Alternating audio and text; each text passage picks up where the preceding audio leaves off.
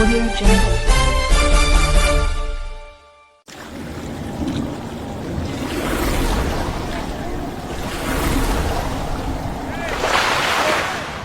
ಇಲ್ಲಿ ನೋಡಿ ಸರ್, ಈ ಒಂದು ವೇದಿಕೆಯಲ್ಲಿ ಇರ್ತಕ್ಕಂಥ ನಿಮ್ಮೆಲ್ಲರ ಹೆಚ್ಚಿನ ಮಾಜಿ ಸಚಿವರು ಇವತ್ತು ಅವರ ಒಂದು ಅವಧಿನಲ್ಲಿ ನಿಜವಾಗ್ಲೂ ಯಾವುದೇ ಒಂದು ಅಸೂಯೆ ಇಲ್ಲ ಅಂದ್ರೆ, ಮನಸ್ಸಲ್ಲಿ ಅಸೂಯೆ ಇಲ್ಲ ಅಂದ್ರೆ ಅದು ಎಲ್ಲಿವರೆಗೂ ತಗೊಂಡೋಗುತ್ತೆ ಅನ್ನೋದಕ್ಕೆ ನಿದರ್ಶನ ನಮ್ಮ ನಾಗೇಶ್ ಸಾಹೇಬ್ರು.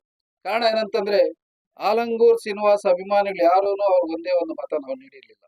ಆದ್ರೂ ಸಹ ಅವರ ಒಂದು ದೊಡ್ಡ ಮನಸ್ಸು ಮಾಡಿ ಯಾರಿಗೂ ಉಳಿದಿಲ್ಲ ಈ ರೀತಿ ಸಹ ಒಂದು ಸರ್ಕಾರದ ಜಾಗವನ್ನು ಏನು ಇವತ್ತು ಆಲಂಗೂರ್ ಶ್ರೀನಣ್ಣವರೊಂದು ಪ್ರತಿಮೆ ಅತಂತ್ರವಾಗಿ ಅಲ್ಲಿತ್ತು. ಎಲ್ಲ ಜನ ಬೈತಾ ಇರೋರು, ನಮಗೂ ಬೇಸರ ಆಗ್ತಾ ಇತ್ತು. ಈ ತಾಲೂಕಿಗೋಸ್ಕರ ಅವರೆಲ್ಲ ಏನ್ ಸರ್ವಿಸ್ ಮಾಡಿದ್ದಾರೆ ಆಲಂಗೂರ್ ಶ್ರೀನಣ್ಣ ಅಂತಕ್ಕಂಥದ್ದು ತಮ್ಮೆಲ್ರಿಗೂ ಗೊತ್ತಿದೆ.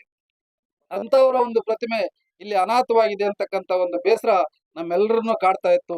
ಆದ್ರೆ ಅವರು ಒಂದು ಸರ್ಕಾರಿ ಜಾಗವನ್ನ ಹಣ ಕೊಟ್ಟು ಖರೀದಿ ಮಾಡಿ ಒಂದು ಸಂಸ್ಥೆಗೆ ಮಾಡ್ಬೋದು ಅಂತಕ್ಕಂಥ ಒಂದು ಆಲೋಚನೆ ನಮ್ಗೆ ಯಾರಿಗೂ ಬಂದಿರ್ಲಿಲ್ಲ.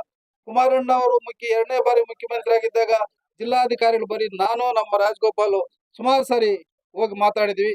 ಆಗ ನಮ್ಮ ಸಮೃದ್ಧಿ ಮಂಜುನಾಥ್ ಅವರು ಸೋತಿದ್ರು. ಆದ್ರೂ ಸಹ ಅವರು DC ಮಾತಾಡಿ ಕಳಿಸಿ ಎಲ್ಲ ಹೋಗಿ ಮಾತಾಡಿದ್ರು. ಈ ಒಂದು ಇದು ಬರ್ಲಿಲ್ಲ. ಅವರೆಲ್ಲ ನಮ್ನೇ ರಿಕ್ವೆಸ್ಟ್ ಮಾಡ್ತಾರೆ. ಈಗ ಏನೋ ನಮ್ಮ ಇದು ವೆಟನರಿ ಹಾಸ್ಪಿಟಲ್ ಏನಿತ್ತು ಅದು ಆಲಂಗೂರ್ ಸಿನ್ನಣ್ಣವ್ರ ಫ್ಯಾಮಿಲಿ ಕೊಟ್ಟಿರೋದಂತೆ, ಅದ್ರೊಳಗಡೆ ಇಟ್ಕೊಂಡ ನೋಡಿ ಅದಕ್ಕೆ ಬೇಕಾದ ಆದೇಶ ಮಾಡ್ಕೊಡ್ತೀವಿ, ಈ ರೀತಿ ಸಲಹೆಗಳು ಕೊಟ್ರೆ ವಿನಃ ಈ ರೀತಿ ಮಾಡ್ಬೋದು ಅಂತಕ್ಕಂಥ ಒಂದು ಆಲೋಚನೆ ನಮ್ಗೆ ಯಾರಿಗೂ ಬರ್ಲಿಲ್ಲ. ಅಂತ ಒಂದು ಆಲೋಚನೆಯನ್ನ ಮಾಡಿ ನಮ್ಮ ನಾಗೇಶ್ ಸಾಹೇಬರು ಇವತ್ತು ಆಲಂಗೂರ್ ಸಿನ್ನಣ್ಣವ್ರ ಪ್ರತಿಮೆನಲ್ಲಿ ನಿಲ್ಸಕ್ಕೆ ಕಾರಣಕರ್ತರಾಗಿದ್ದಾರೆ. ಇಡೀ ನಮ್ಮ ಜೀವನ ಇರೋವರೆಗೂ ಆ ಒಂದು ಕೆಲಸವನ್ನ ನಾವು ಮರೆಯಕ್ಕಾಗೋದಿಲ್ಲ. ಅವ್ರಿಗೆ ನಾವು ಅಭಾರಿಗಳಾಗಿರ್ತೀವಿ ಅಂತ ಹೇಳ್ತಾ ಅದೇ ರೀತಿ ಏನು ಒಂದು ಫೈರ್ ಬ್ರ್ಯಾಂಡ್ ಅಂತ ಹೆಸರು ತಗೊಂಡು ಸದಾ ಒಂದು ಚಟುವಟಿಕೆಯಲ್ಲಿ ಇರ್ತಕ್ಕಂಥ ನಮ್ಮ ಮುನ್ಸಾಮಣ್ಣವರು, ನಮ್ಮ ರಾಜಗೋಪಾಲ್ ಅವ್ರು ಹೇಳ್ದಂಗೆ ಕಬಡ್ಡಿ ಟೂರ್ನಮೆಂಟ್ಗೆ ಅವರು ಅವಾಗ ಕೋಲಾರ ಜಿಲ್ಲಾ ಕಬಡ್ಡಿ ಅಸೋಸಿಯೇಷನ್ ಅಧ್ಯಕ್ಷರಾಗಿದ್ರು. ನಮ್ಗೆ ಬಹಳಷ್ಟು ಸಹಕಾರ ಕೊಟ್ಟಿದ್ದಾರೆ. ನೀವೆಲ್ಲ ನೋಡ್ತಾ ಇದ್ರಿ ಯಾವ ರೀತಿ ಒಂದು ಕಬಡ್ಡಿ ಟೂರ್ನಮೆಂಟ್ ಅಂತ ಪ್ರಥಮವಾಗಿ ಗೊಲ್ಲಹಳ್ಳಿಯಲ್ಲಿ ಪ್ರಾರಂಭ ಮಾಡಿದ್ರು. ಎರಡನೇದು ನಂಗ್ಲಿನಲ್ಲಿ. ಅವತ್ತು ಜನ ಯಾವ ರೀತಿ ಇರ್ತಂದ್ರೆ, ಜನ ಕಂಟ್ರೋಲ್ ಮಾಡೋದಕ್ಕೆ ನಮ್ಮ ಅಲ್ಲಿ ಇರ್ತಕ್ಕಂಥವ್ರು ನೀರು ಹೊಡಿತಾ ಇದ್ರು. ಇಲ್ಲಿ ಯಾವ್ದು ಅವಕಾಶ ಇಲ್ಲ, ಇಲ್ಲಿ ಜನ ನುಗ್ಗೋಕೆ ಅವಕಾಶ ಇರಲಿಲ್ಲ. ಆದ್ರೆ ಗೊಲ್ಲಹಳ್ಳಿ ಮತ್ತೆ ನಂಗ್ಲಿನಲ್ಲಿ ನೀರು ಹೊಡೆದು ಕಂಟ್ರೋಲ್ ಮಾಡ್ತಾ ಇದ್ರು ಜನನ. ಆ ರೀತಿ ಜನ ಸೇರ್ತಾ ಇದ್ರು.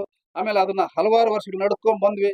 ಕೆಲವು ಕಾರಣಾಂತರಗಳಿಂದ ಅದು ಇದಾದ್ಮೇಲೆ ನಮ್ಮ ಹುಡುಗರು ಇವತ್ತು ಅದನ್ನ ಕ್ರಿಕೆಟ್ ಮೂಲಕ 2-3 ವರ್ಷದಿಂದ ಕ್ರಿಕೆಟ್ ಮೂಲಕ ನಡ್ಸ್ಕೊಂಡ್ ಬರ್ತಾ ಇದ್ದಾರೆ. ನಮ್ಮ ಮುನ್ಸಮ್ಮಣ್ಣವರು ಒಂದು ವೇದಿಕೆಯಲ್ಲಿದ್ದಾರೆ. ಅದೇ ರೀತಿ ನಿಮ್ಮೆಲ್ರಿಗೂ ಗೊತ್ತಿರ್ತಕ್ಕಂಥ ನಮ್ಮ ಆಲಂಗೂರು ಶಿವಣ್ಣವರು, ನಮ್ಮ ರಾಜಗೋಪಾಲ್ ಅವರು, ಈ ಒಂದು ಸ್ಟ್ಯಾಚ್ಯೂ ವಿಷಯ ಆಗಿರ್ಬೋದು. ಏನಿವತ್ತು ಎಲ್ಲಿ ಸ್ಟ್ಯಾಚ್ಯೂ ಇತ್ತು ಮೊದಲು ಆ ಜಾಗದಲ್ಲಿ ಸ್ಟ್ಯಾಚ್ಯೂನ್ ತೆರವುಗೊಳಿಸ್ತಾ ಇದ್ದಾರೆ ಅಂದಾಗ ಅವರು ಮುಳಬಾಗಿಲಲ್ಲೇ ವಾಸ ಇದ್ರು. ಮಗಳು ಅವರ ಶ್ರೀಮತಿ ನಮ್ಮ ಜಿಲ್ಲಾ ಪಂಚಾಯತಿ ಮಾಜಿ ಉಪಾಧ್ಯಕ್ಷ ಅಂತ ಅಲ್ವೇಲಮ್ಮ ಇನ್ನು ಅಷ್ಟೊತ್ತು ರಾತ್ರಿಯಲ್ಲಿ ಹೋಗ್ಬಿಟ್ಟು ಅವತ್ತು ಅಲ್ಲಿ ಪ್ರೊಟೆಕ್ಷನ್ ಮಾಡಿರ್ತಕ್ಕಂಥವ್ರು. ಆ ಒಂದು ಅಭಿಮಾನ ಆಲಂಗೂರ್ ಅಂತಂದ್ರೆ ನಮ್ಮೆಲ್ರಿಗೂ ಆ ಒಂದು ಅಭಿಮಾನ ಇಟ್ಕೊಂಡ್ಬಂದಿದೆ. ಅದೇ ರೀತಿ ನಮ್ಮ ಲಕ್ಷ್ಮಣ ಅವರು, ಚಿನ್ನಪ್ಪ ಅವರು, ಪ್ರತಾಪ್ ಅವರು ಎಲ್ಲ ನಮ್ಮ ಸಿಗಳ್ಳೆ ಸುಂದರು, ನಮ್ಮ BJP ಅಧ್ಯಕ್ಷ ಆದಂತ ಸುರೇಶ್ ಅವರು, ನಮ್ಮ ಚಾಮರಡ್ಡಳ್ಳಿ ನಮ್ಮ ರಾಧಾಕೃಷ್ಣ ಅವರು, ನಮ್ಮ ಯುವ ಅಧ್ಯಕ್ಷ ಆದ ಪ್ರಕಾಶ್ ಅವರು, ಎಲ್ಲ ಗಣ್ಯರು. ಇದೆಲ್ಲಕ್ಕಿಂತ ಮುಖ್ಯವಾಗಿ ಈ ಕಾರ್ಯಕ್ರಮವನ್ನ, ಯಾಕಂದ್ರೆ ಅವ್ರಿಗೆ ತಂದೆ ಇರ್ಬೋದು, ನಮ್ಮ ನಾಯಕರ ಒಂದು ಕಾರ್ಯದಲ್ಲಿ ಅವರು ಡಾಕ್ಟರ್ ವೃತ್ತಿಯನ್ನು ಬಿಟ್ಟು ಇಲ್ಲಿ ಬಂದು ಈ ಒಂದು ಇದನ್ನ ನಡೆಸ್ಕೊಡ್ತಾ ಇದ್ದಾರೆ. ನಮ್ಮ ಡಾಕ್ಟರ್ ಭವಾನಂದವರು ಮತ್ತು ನಮ್ಮ ಬಾಲಕೃಷ್ಣ, ಪ್ರಕಾಶು, ಹರೀಶು, ಕಿರಣ್, ಮತ್ತೆ ಅಸರಪಲ್ಲಿ, ಚಿನ್ನಿ, ಇವರೆಲ್ಲ ಏನ್ ಟೀಮ್ ಇದ್ದಾರೆ, ನಿಜವಾಗ್ಲೂ ಇವರಿಗೆ ನಾವು ಧನ್ಯವಾದಗಳನ್ನು ತಿಳಿಸ್ಬೇಕು. ನಾವು ಒಂದು ಕೈ ಬಿಟ್ಟಿರ್ತಕ್ಕಂಥ ಕೆಲಸವನ್ನ ನೀವು ಕೈ ತಗೊಂಡು ಇವತ್ತು ನಮ್ಮ ನಾಯಕನ ಒಂದು ವಿಜೃಂಭಣೆಯನ್ನ ತೋರಿಸ್ಕೊಡ್ತಾ ಇದ್ದೀರಿ. ಆಲಂಗೂರ್ ಶ್ರೀನಣ್ಣವರು ಏನು ನಿಮ್ಗೆಲ್ರಿಗೂ ಗೊತ್ತಿದೆ, ವಿದ್ಯಾಕ್ಷೇತ್ರದಲ್ಲಿ ಅವ್ರು ಏನೇನು ಕೆಲಸ ಮಾಡಿದ್ದಾರೆ. ಮೊನ್ನೆ ಅಂಬೇಡ್ಕರ್ ಭವನವನ್ನ ಉದ್ಘಾಟನೆ ಮಾಡಕ್ಕೆ ನಮ್ಮ ಶಾಸಕರು ಸಮೃದ್ಧಿ ಬಂದ ಗುದ್ಲಿ ಪೂಜೆ ಮಾಡಿದ್ರು. ಅಲ್ಲಿ ಹೇಳ್ತಾ ಇದ್ರು, ನಾವ್ ಹೇಳಿದ್ರಲ್ಲ, ಅಲ್ಲಿ ಜನ ಹೇಳ್ತಾ ಇದ್ರು, ಹಿಂದುಳಿದಿರ್ತಕ್ಕಂಥ ಜನಕ್ಕೆ ಯಾವ ರೀತಿ ಅವರು ಇದು ಮಾಡಿದ್ರು ಅಂತ ಹೇಳ್ತಕ್ಕಂಥದ್ದು ಹೇಳಿದರು. ಅವರಿಗೆ ಇವತ್ತು ನಮ್ಮ ಶಾಸಕರೇನು ಉದ್ಘಾಟನೆಗೆ ಬಂದಿದ್ರು, ಅವರ ಒಂದು ಪ್ರಥಮ ಪ್ರೈಜವನ್ನ ನಾನೇ ಕೊಡ್ತೀನಿ ಅಂತ ಸಮೃದ್ಧಿ ಮಂಜುನಾಥ್ ಅವರು ಇಲ್ಲಿ ಪ್ರಕಟಣೆ ಮಾಡಿ, ಸೆಷನ್ ಇರೋದ್ರಿಂದ ನಾವು 9ನೇ ತಾರೀಕು ಬರೋಕ್ ಆಗೋದಿಲ್ಲ ಅಂತ ಹೇಳಿದ್ದಾರೆ. ಇವತ್ತು ಅವರ ಒಂದು ಅನುಪಸ್ಥಿತಿಯಲ್ಲಿ ಆ ಒಂದು ಕಾರ್ಯಕ್ರಮ ನೆಲೆಸ್ಕೊಡಕ್ಕೆ ನಮ್ಮ ಇಬ್ರು ನಾಯಕರು ಇಲ್ಲಿ ಆಗಮಿಸಿದ್ದಾರೆ. ಅವ್ರಿಗೂ ಸಹ ವಂದಿಸ್ತಾ ನನ್ನ ಮಾತು ಮುಗಿಸ್ತಾ ಇದ್ದೀನಿ. ಜೈ ಹಿಂದ್, ಜೈ ಕರ್ನಾಟಕ.